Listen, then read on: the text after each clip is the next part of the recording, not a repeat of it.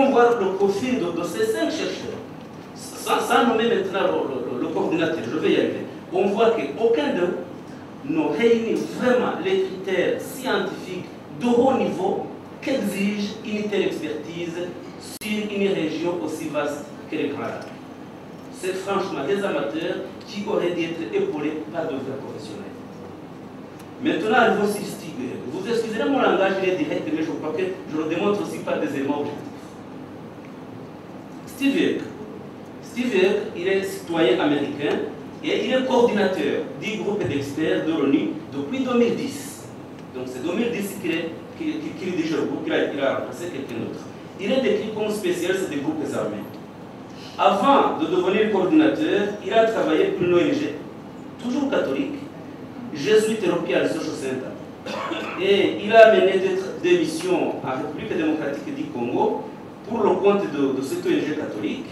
Et il est aussi décrit comme avoir été collaborateur d'une autre ONG, Peace et Peer Foundation. Et sa nomination comme chef des experts est intervenue dans des conditions très discutables, parce que comme je vais le démontrer tout de suite, en 2009, Steve Egg, lorsqu'il travaillait pour Peace et Peer Foundation, il a publié un document qui s'appelle « Comprendre les FDLR en République démocratique du Congo ».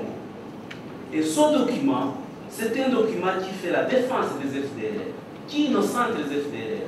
C'est un document qui ne voit aucun élément de criminalité chez les FDLR, mais il les voit comme une organisation politique tout à fait ordinaire qui doit rentrer au Rwanda et qui attend son temps pour y arriver.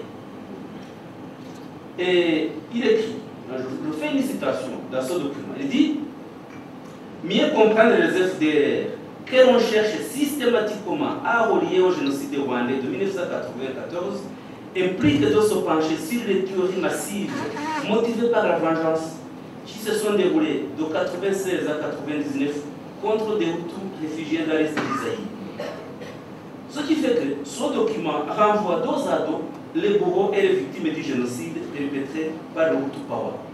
Il innocente les FDLR et justifie l'attitude criminelle en présentant cette organisation terroriste comme une réaction à ce qu'il nomme le massacre de masse des réfugiés. Et il qualifie le génocide des Tutsis de guerre civile.